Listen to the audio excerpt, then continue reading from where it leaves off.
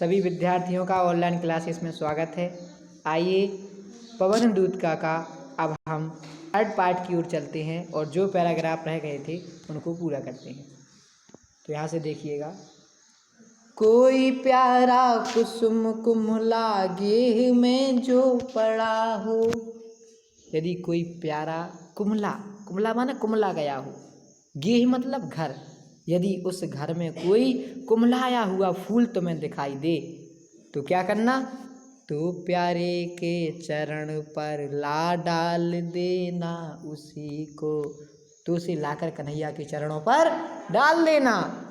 और यूं देना ये पवन बतला फूल सी एक वाला। और हे पवन तू इस प्रकार ये बता देना कि जिस प्रकार ये फूल कुमला गया है, प्रभावहीन हो गया है, उसी प्रकार एक बाला अबला नारी मला न हो कमल पग को चूमना चाहती है। उसी प्रकार फूल सी कोई उदास बालिका व्याकुल होकर उनके चरणों को चूमना चाहती है। आ गया समझ में? यदि कृष्ण घर में, यदि कन्हैया के घर में तुम्हें कोई सुंदर सा फूल मुरझाया हुआ दिखे तो उड़ाकर उनके चरणों पर डाल देना, ताकि उन्हें यह आभास हो सके कि कुमलाए हुए फूल जैसी कोई बालिका व्याकुल होकर उनके चरणों को चूमना चाहती है। आगे देखो, जो प्यारे मंजू उपवन या वाटिका में खड़े हों। तो यदि हे पवन हमारे कन्हैया बगीचे में नजर आए तुम्हें, बाग बगीचे में खड़े हों तो क्या करना, छिद्रों में जा कुणित करना वेणु सा कुंचकों को। तो तुम बांसों के छिद्रों में पहुंचकर उन्हें बांसुरी के समान बजाना। कुणित मतलब बजाना, कुणित मतलब का हो बजाना। तो तुम बांसों के छिद्रों में पहुंचकर उन्हें बांसुरी के समान बजाना। यों होवेगी सुरति उनको सर्व गोपांगना की। और इस प्रकार उन्हें सभी गोपियों की याद आ जाएगी। और आगे, जो है बसी श्रवण रुचि से दीर्घ उत्कंठिता हो। यदि फिर आगे कह रही हैं, देखो, जो है बंसी श्रवण रुचि, जो है बंसी श्रवण रुचि दीर्घ उत्कंठिता हो। उत्कंठ माने अति व्याकुल। उत्कंठ माने क्या होता है बेटा? अति व्याकुल। और यदि कोई एकदम व्याकुल हो तो ला के फूले कमल दल को श्याम के सामने ही।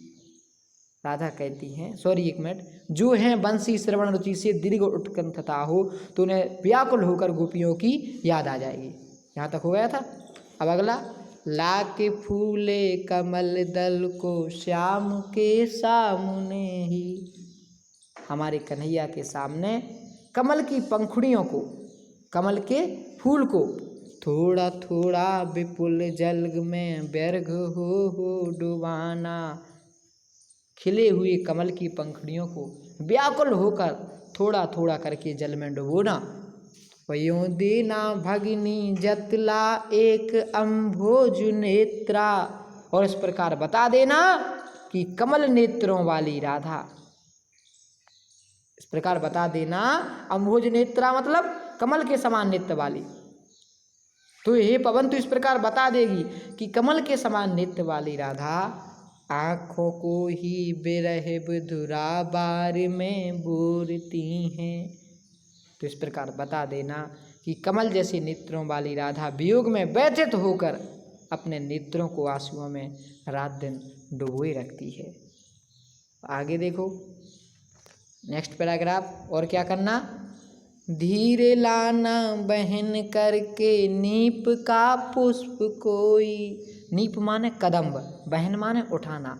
राधा जी कहती हैं तुम एक काम करना, कहीं धीरे से कदम का एक फूल उठाकर लाना और कन्हैया के सामने रख देना। और प्यारे के चपल द्रग के सामने डाल देना। चपल द्रग मतलब चंचल आँखों, द्रग माने आँख, चपल माने चंचल। चंचल आँखों के आगे मेरे प्रियतम कृष्ण की चंचल आँखों के आगे धीरे से कदम का फूल रख देना। ऐसे देना प्रकट दिखला नित्य आशंकिता हो।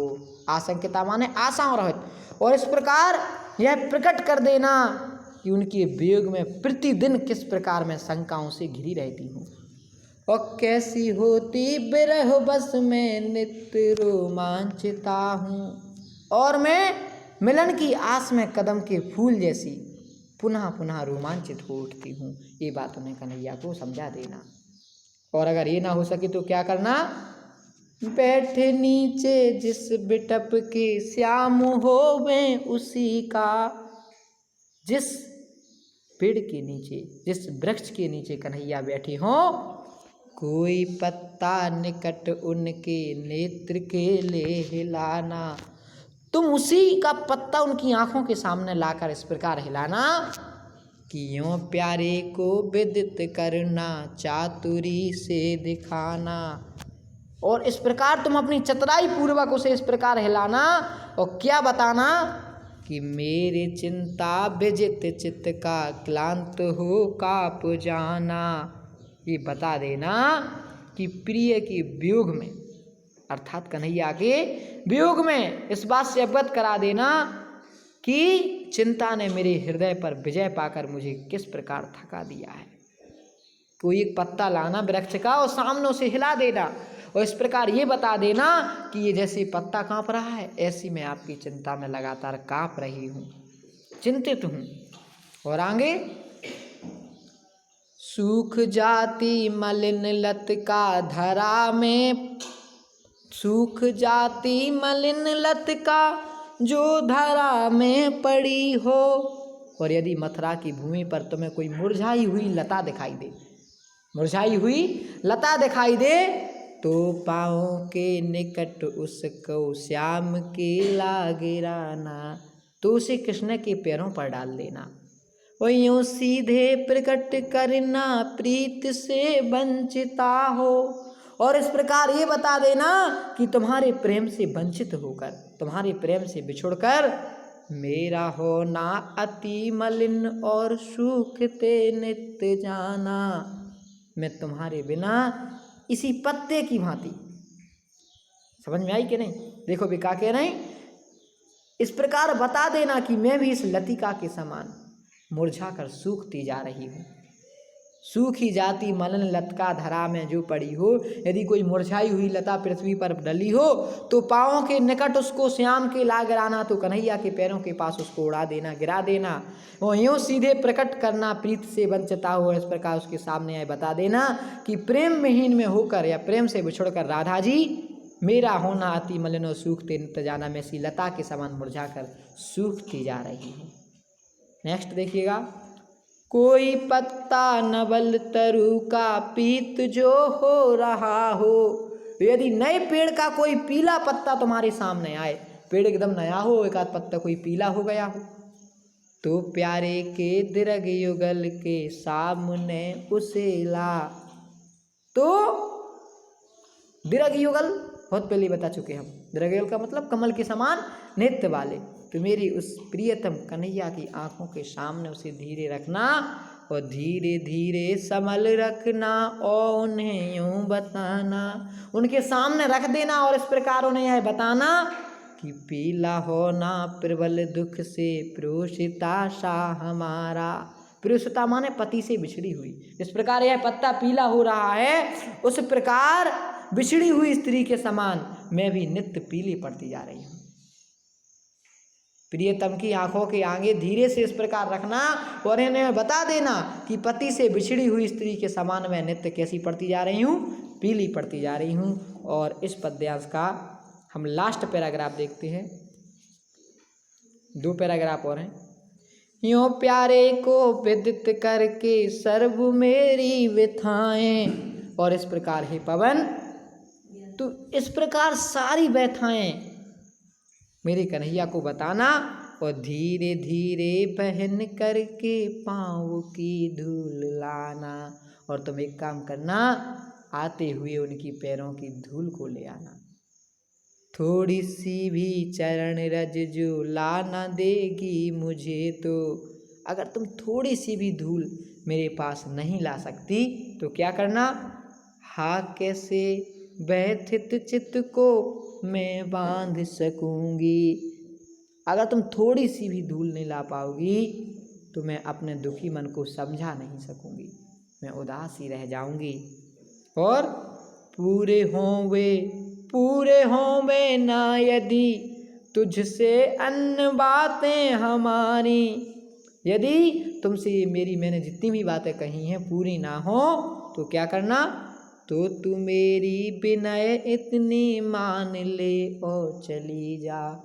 तो तू मेरी ये कितनी विनय सुन और कन्हैया के पास चली जा। वहाँ छू के प्यारे कमल पग को प्यार के साथ आ जा। तू मेरे कन्हैया के कमल के समान चरणों को छूकर प्रेम पूर्वक उनका स्पर्श करके मेरे पास चली आ। जी जाऊंगी हृदय तल में तुझी को लगा के। मैं तुम्हें ही अपने हृदय से लगाकर स्वयं में नव जीवन का संचार कर दूंगी। बच्चों, इसमें अगर काव्य सौंदर्य की बात करें तो कला पक्ष में खड़ी बोली है, शैली प्रबंध है, छंद मद्रकांता है, शब्द शक्ति अभिधा है, गुण प्रसाद है, अलंकार सभी में आप समझ गए होंगे, अलग अलग होंगे। तो ये आपका काव्य सौंदर्य है। शायद सभी बच्चों को समझ में आया होगा। धन्यवाद।